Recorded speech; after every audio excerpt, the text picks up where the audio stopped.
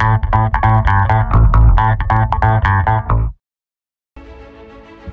কয়েকদিন ধরেই দেশের ফুটবল নিয়ে তুমুল আলোচনা চলছে।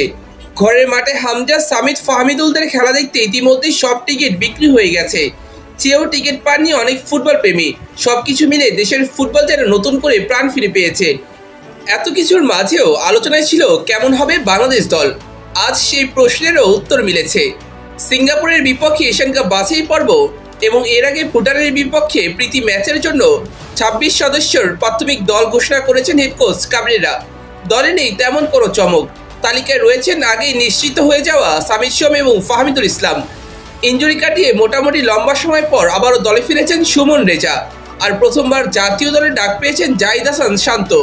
চলুন এক নজরে দেখে নেই বাংলাদেশের ২৬ সদস্যের দলে কারা রয়েছেন। গোলকিপার হিসেবে রয়েছেন মিতুল মার্মা, হোসেন সুজন, মেহেদী হাসান শ্রাবণ। রক্ষণ সামলানোর দায়িত্বে আছেন তারিক কাজী, তপু বর্মন, সাদউদ্দিন, শাকিল আহাদ তপু, জাহিদ হাসান শান্ত, রহমত মিয়া, ইসা ফয়সাল এবং Tajuddin.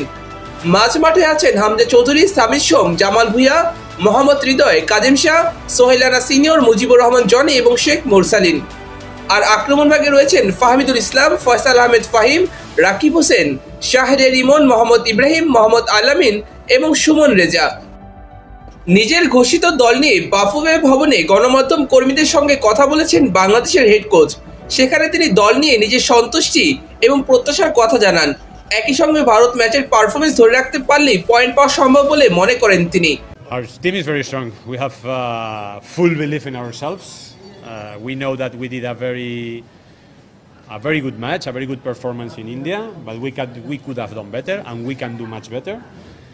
We were very good in terms of energy, high pressure, and ambition, and that proactivity was very good. But for example, in situations with the ball, we can do much better, and we could have won that game. So if we are able to at least keep the same level of performance, that could be enough already to get points. But we want to get the 3 points, and we are absolutely convinced that at home, in these conditions and with the full support that we are gonna get, we definitely can get 3 points on that.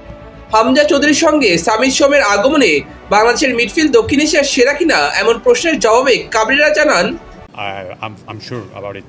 In South Asia for sure, and we have a very strong midfield, especially in our group. Probably, if not the best midfield, we are there definitely. It's a very competitive midfield with Hamza, which is a top player, and Somit is a player with a lot of quality. But we have to be a little bit patient with him because he's going to have very short period of time to adapt, very different weather, a very long journey from Canada.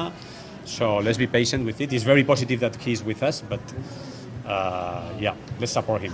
বেশ কয়েকদিন ধরে আলোচনা চললেও বাংলাদেশ দলে নেই Cuba মিচেলের নাম।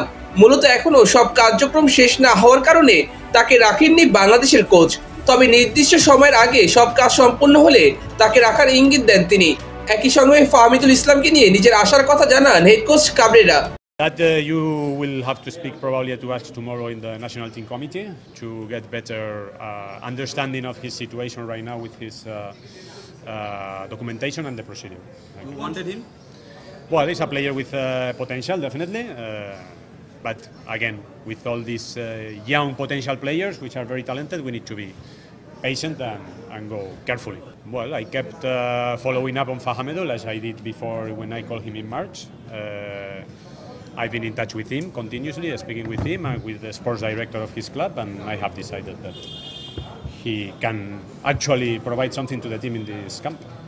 নিজের ঘোষিত দল নিয়ে বাংলাদেশের হেড কোচ সন্তুষ্ট হলেও এবারও জায়গা পাননি বেশ কয়েকজন পারফর্মার। বিশেষ করে সেন্টার ব্যাক পজিশনে তপু বর্মন ও তারিক কাজী ছাড়া রয়েছেন শুধু শাকিল আহাদ তপু এবং নতুন মুখ জাহিদ হাসান শান্ত। অথচ লিগের 2 ধারাবাহিক পারফর্মার মেহেদী হাসান মিঠু এবং ইয়াসিন খান এবারও জাতীয় দলে জায়গা পায়নি। পুরো লিগে মাঝ মাঠে দুর্দান্ত খেলা মানিক মোল্লারও জায়গা হয়নি দলে। লিগে 4 গোল ও 2 অ্যাসিস্ট করা পিয়াস আহমেদ নোভাও রয়ে গেছেন উপেক্ষিত। ঘরের মাঠে আগামী 10 জুন সিঙ্গাপুরের বিপক্ষে পূর্ণ 3 পয়েন্ট অর্জন করতে চায় বাংলাদেশ দল। এর আগে 4 জুন থাকবে ভুটানের বিপক্ষে নিজেদের ঝালিয়ে নেওয়ার শেষ সুযোগ।